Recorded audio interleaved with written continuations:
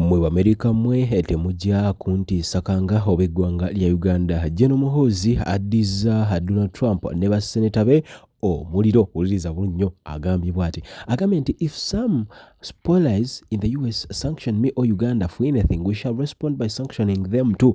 Okawulidde bulungi nnyo. Gen. Muhoozi nga tatiddemu agambye nti mwe Amerika mwe bwe mugezaako okunteekako envumbo oba oziteeka ku ggwanga lya Uganda, agambye if some spoilers mwe Abamerika abamu aboononefu abo ba seneta ebyedala abagamba seneta owa internal affairs omwami oyo n'omukyala abava ne bagamba nti ebyokukwata bino Kyagulanyi ebya violence eyali mu elections bye baayogera nga yagamba muveeko temujja kutiisatiisa wano bantu, era n'agamba nti bwe munaagezaako okukola ekyo naffe tujja kukibakola. Gen. Muhoozi nga tatiddemu takomyawo nkusaba nno sookola kinge emboozi eno egenda kwewunyisa. Muhoozi n'agenda mu maaso n'agamba nti my soldiers did not beat up Bobby's wife. Okawulidde buli nnyo. Abaserikale bange abajaasi bange tebaakuba ku Bobby Kyagulanyi mukyala wa Bobi Wine. Okitegedde buli nnyo era kitegeeza poliisi jjukira yagambye Bobi Wine gyali ewuwe. Muhoozi agamba nti tebaakubako, kitegeeza abanga atagambye mbu baali ewuwe. Njagala tugende empola era njagala ombulire mu comment section. Poliisi yagambye nti Bobi Wine gyali ewuwe. Muhoozi agambye nti ffe twali tunoonya Bobi Wine wabula tetwakubako mukyala we, era nayongerako n'agamba nti ffe tetulina budde bw'abakyala. Tetulina budde bwabwe. They are not worth our time. Gen. Muhoozi Kaine Lugaba obaka bungi nnyo. National Unity Platform okusiimulwawo ekibaluwa kyabadde kitambula olunaku olw'ejjo lwonna. Ekituufu kyeki bambi nkusaba ffe tukireese okusobola okulaba nga ate tubijjayo. Agambye nti iffe twabadde we are looking for her cowardly husband, tunoonya bbaawe omutiitiizi. Kiki kikonfaminga poliisi ebadde etugamba muwulise bulungi nnyo kano kakyama nti bwe tebannatuuka kunoonya mwami Kyagulanyi, era babakuba nga bamunoonya banditaddeyo ekibaluwa oba bandize ne batugamba.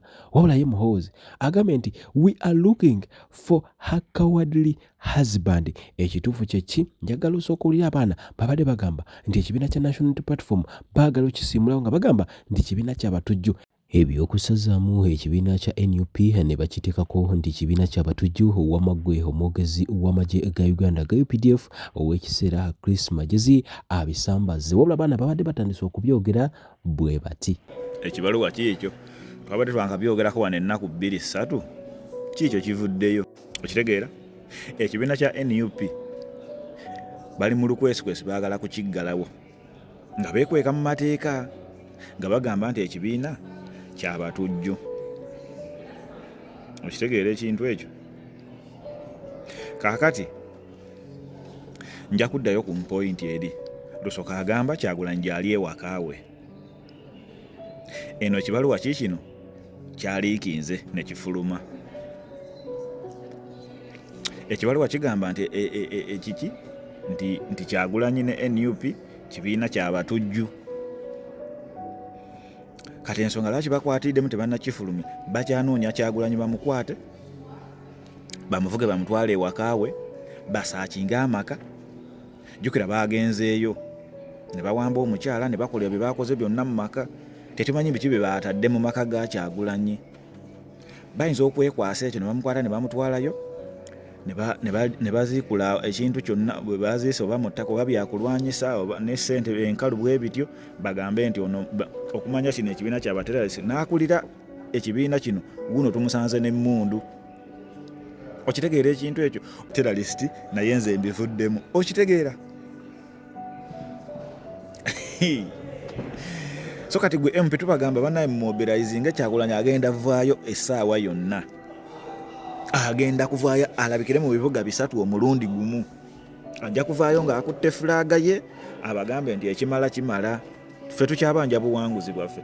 Kakati MP kiri gy'oli okuvaayo bw'owulira firimu nga Kyagulanyi avuddeyo vaayo omwegatteko. Kitegeera vaayo ne fulaaga yo ne firimbi omwegatteko tubanje obuwanguzi bwaffe. Constitution etukkiriza okwekalakaasa okw'emirembe. Kitegeera otherwise bwe kigaana ebintu bibiri. Bagenda sazaamu ekibiina kya NUP gwe MP naawe ofiirwe kuba naawe oba oviiriddemu awo n'ekyokubiri bakukwate kuba oli suspect mu terrorism gye bapanzeewo. So kati bannaye kyekiseera tumumobilizinga abantu mubateeke ku alert, Kyagulanyi essaawa yonna ajja. Okay, guys, so I want to talk about our submission on Thursday with the International Criminal Court. As I said in the demonstration, the corrupt International Criminal Court, because the problem is that the ICC is based on the Statute of Rome. That was an agreement that was signed 30 years ago. And guess who was the president of Uganda at the time? Yes, Yoweri Museveni himself is one of the founders of the International Criminal Court. So the Criminal Court does some good things, but all these dictators, they send their own people as employees and they block any actions against the dictator. And it's not just Museveni. There's no action against Nicolas Maduro of Venezuela, a member state. There is no action against Samia Suluhu Hassan, a friend of Museveni. There is no action against Paul Kagame, or even in Sudan, there is very little being done. And that is, one, because of this corruption that I just explained. And secondly, because the world doesn't fucking care about Africa. That is just very sad. So we need to confront this corrupt ICC. I shouldn't be going there alone with my fellow Ugandans, but with our fellow Africans.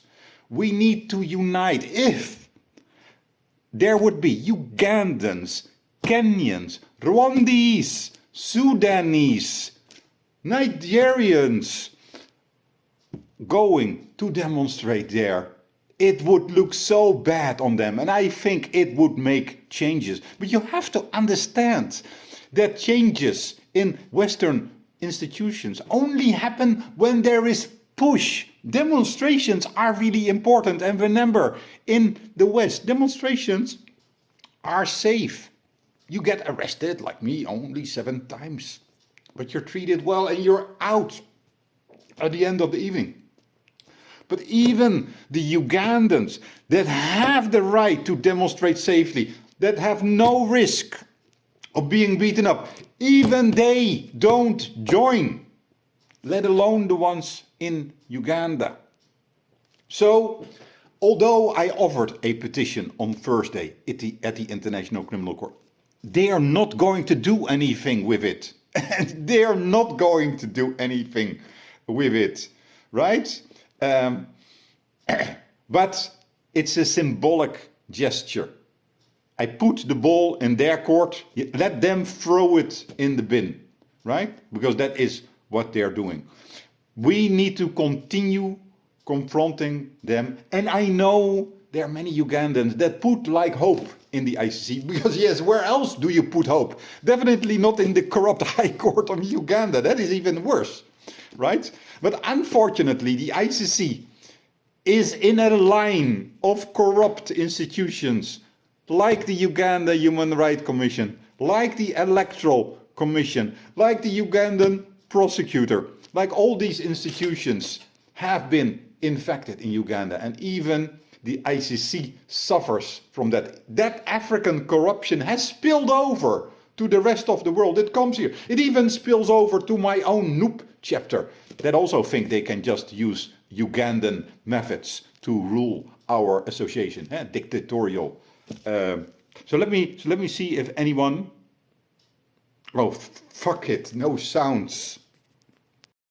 Ninze Henry Maganda Matia Cholo today. Tambuza message eno etuke ku Bwino Muhoozi Kainerugaba. This is my very first message nga ndogera ku Bwino Muhoozi Kainerugaba. Mu mutima gwange nkiikiriza ninze omu ku bantu abasaanire okwogera ku Bwino Muhoozi Kainerugaba singa aba alina ebikolwa ebikyamu byalikola mu igwanga lyaffe lino. Muhoozi Kainerugaba baba wo bwe yajja mu nsiko ni baba wange yeena yalekawo omulimu mu kooti Emmengo ya mujoininga mu lutalo olwaleeta gavumenti eno gye mulimu mu buyinza. Iwe baba wo yawona, nze niba nange bangi mu Uganda abazaire baabwe tibawona. Now bwe bukeera encho niba babana Uganda 22 amasasi nibafa, nokeera iwe noida ku mutimbagano niweewaana n'otegeeza nti abo bali 22 ninze nabakubya amasasi, oba okoleere irala abasaada bobote kye baakola baba wange niba nange bangi abali eyo mu Uganda. Muhoozi Kainerugaba abajasinga bwe bagemye amasasi emundu nibajja nibakuba amaka ga muwanga kivumbi, abantu nibafanga balisindira bwa numba bati bayita abali mu numba. Exactly ekintu ekyo nekyakolebwa ku maka gaife wale makindye 1985 when my father ni Uncle Wile bwe bava mu nsiko bayida batusengula okutolewa jjajja na lubowa we twali batubodamiza nga banki etwaira amaka gaife. Aba intelligence yobote bategeera nti ni baba ni Uncle Wile abayekera baidye bayida bakuba bati enumba amasasi n'okwita Uncle Wile ni mukyala we n'ekibbebi bakyetanga Lydia, nze ndina amasasi 2 baba wange bamuwamba bamutwala twaje okubona baba okwira gavumenti ya baba wongeidye mu buyinza baiza baba waife gavumenti ene waka enamutumba ngali kufa era yafa after 2 days. Kati ekikolwa kyewakoze n'ensonga lwaki nsirika ebiseera bino otwidukiza amaziga ge twabitamu, ondidukiza ebiwundu enkovu dendi nagwo ku mubiri. Muhoozi ondidukiza amaziga bwe nawulira abasaada obwire nga bali kutwala baba ali kulajana. Ekyo kye nakoma ku okutegeera ku baba wange, nakoma kuwulira nga batukubya amasasi zena ndi n'obulumi aye baba bali kumutwala abasaada boogera lulimi lwe tutategeera nga baba wange ali kulajana. Nairayo okubona baba wange 1989 nga bamwizize namutumba gavumenti eneidye mu buyinza abali abayekera be bawambe batoire ye baidandabye baba wange nga bakobati ono yalemwa olw'okubanga bamukola ebintu bingi enaku 2 batweta kuziika buziike baba wange. My father was Peterson Bagole, yali Court Clerk Mengo. My father munsiko yali ni Philips Mugonzi. So nkwikiriza Muhoozi nze nsaanira okukwogerako. Iwe oli muganda waife leka kuyita abantu niwe wana. Stop it. Muhoozi ife nze ndidde obulumi be watai amatiga ge waswiremu obwana bw'abantu abo be wayise bw'oliiko ba n'obulumu bye twabitamu. My mother yatwize namutumba twave namutumba twajeruuka yatwegeresa okulima n'okukola kitwabita mu tanuulu. Twasulanga wansi twava kukusula ku mifaliso twaira twasulanga wansi ku bisampa ng'obufaliso bwona bwawawo. Muhoozi I know abaana bamulekwa abantu ababayitibwa obulamu bwe bali kujja okubitamu. Stop killing people. Stop. Ndiddayo oli mu buntu bulamu. Muhoozi Kainerugaba General please.